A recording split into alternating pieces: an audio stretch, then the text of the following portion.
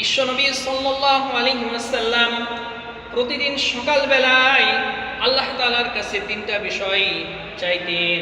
আজকে এই তিনটা বিষয় থেকে যদি আমরা শিক্ষা নিই, আমার ইহকালীন জীবন, আমার পরকালীন জীবন উভয় জগতে আমার জন্য কল্যাণ হয়ে যাবে।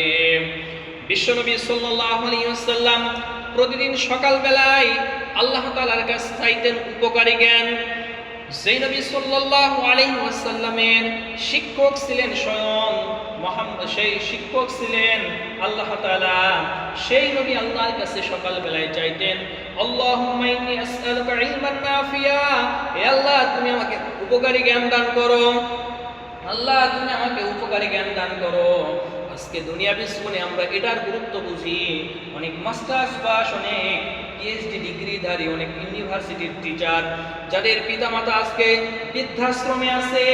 শিক্ষা যদি মানুষের উপকার করবে, শিক্ষা মানুষের উপকার করে, শিক্ষা মানুষের কখনো ক্ষতি করে না। আজকে দেখেন যে আমি শিক্ষা গ্রহণ করে, আমি শিক্ষিত হয়ে আমার প্যান্ট টাকনোর নিচে আজ পর্যন্ত আমি প্যান্টটা টাকনোর উপরে পড়ার যোগ্যতা আমার হয়নি, সেই ভয় আমার হয়নি।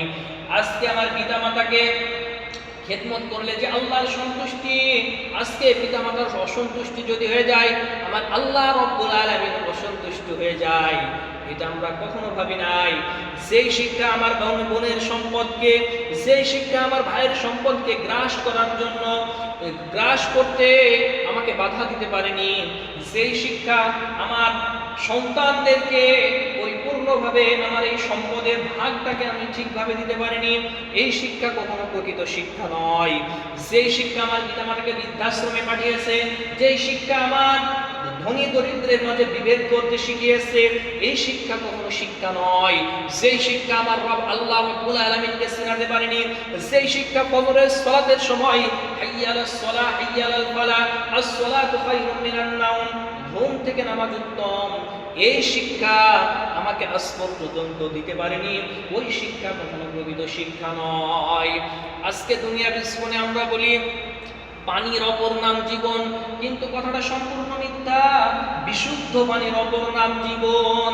বিশুদ্ধ পানি যদি মানুষ পান না করে, তার পানি বাহিত যে রোগগুলাই রোগ সৃষ্টি হবে, ঠিক তদ্রূপ মানুষ যদি প্রকৃত শিক্ষা অর্জন না করে, দ্বীনি জ্ঞান যদি অর্জন না করে, তাহলে এই শিক্ষা দিয়েও দুনিয়া জীবনে তার কোনো উপকার হবে না, পরকালীন জীবনেও সে ওই জাহান্নামের আগুন থেকে বাঁচতে পারবে না। দুই নম্বরে আল্লাহ রাসূল সাল্লাল্লাহু আলাইহি ওয়াসাল্লাম আল্লাহ পাক রব্বুল আলামিনের কাছে দোয়া করতেন, ওয়ারিজকান তাইয়্যিবা, আল্লাহ তুমি আমাকে পবিত্র রিজিক দান করো। আল্লাহ তোমার কাছে আমি পবিত্র রিজিক চাই, যেই রিজিকটা হারাম হবে না, যেই রিজিকটা হবে হালাল রিজিক, পবিত্র রিজিক, যেই রিজিকের মাধ্যম হবে না সুদ, যেই রিজিকের মাধ্যম হবে না ঘুষ, যেই রিজিকের মাধ্যম হবে না কোনো জেনা করে, কোনো ব্যভিচার করে, কারো সম্পদকে গ্রাস করে, যেই সম্পদ হবে না ঘুষ নিয়ে, এই রকম যে বিষয়গুলো আছে, আল্লাহ তুমি আমাকে এই সমস্ত রিজিক থেকে বিরত রেখে তুমি পবিত্র রিজিক, যেটা হালাল রিজিক, এই হালাল রিজিক তুমি আমাকে দান করো আল্লাহ। আজকে দুনিয়া জীবনে আমরা খেয়াল করে দেখি, মানুষ অর্থ সম্পদ কোন পথে অর্জন করছে এটা কখনো ভেবে দেখে না। মানুষ আজকে টাকা পয়সা অর্জন করতে হবে তাই অর্জন করছে, সেটা অন্যকে হত্যার মাধ্যমে হোক, অন্যকে ফাঁকি দিয়ে হোক, অন্যের জমিনকে আমরা অন্যায়ভাবে গ্রাস করে নেওয়ার মাধ্যমে হোক, সব মাধ্যম দিয়ে আজকে আমরা এই টাকা পয়সা অর্জন করার চেষ্টা করতেছি। কিন্তু একটা পশু আর একটা আমার ভিতরে পার্থক্য কি? একটা পশুকে যদি ছেড়ে দেওয়া হয়, ওই পশুটা অন্যের জমিনে যায়, জমিনে গিয়ে সে অন্যের ফসল ভক্ষণ করে, অন্যের গাছ খেয়ে নেয়। আমি আপনিও মানুষ, আমি আপনিও অন্যের সম্পদকে ভক্ষণ করছি, এটা কখনো ভেবে দেখি নাই। সম্মানিত উপস্থিতি, বিশ্বনবী সাল্লাল্লাহু আলাইহি ওয়াসাল্লাম বললেন, কিয়ামতের পূর্বে মানুষের অবস্থা এমন হবে যে মানুষ কোন পথে সম্পদ অর্জন করছে সেই দিকে খেয়াল করবে না। তাই রিজিকের ব্যাপারে আমাকে আপনাকে সতর্ক হতে হবে। রিজিকের ব্যাপারে যদি সতর্ক না হই, আল্লাহর কাছে ধরা খেতে হবে। যদি হারাম রিজিক দ্বারা যদি আমার এই দেহ গঠিত হয়, তাহলে এই দেহ কখনো জান্নাতে প্রবেশ করবে না। বিশ্বনবী সাল্লাল্লাহু আলাইহি ওয়াসাল্লাম বললেন, ওই দেহ কখনো জান্নাতে প্রবেশ করবে না যেই দেহ হারাম খাদ্য দ্বারা গঠিত। তাই আমার আপনার এই দেহ যদি হারাম খাদ্য দ্বারা গঠিত হয়, এই রিজিককে, এই দেহ কখনো জান্নাতে প্রবেশ করবে না। আমার আপনার দোয়া আল্লাহর দরবারে কবুল হবে না। ওই দোয়া আল্লাহর দরবারে কবুল হয় না যে দোয়া হারাম খাদ্য খেয়ে করা হয়।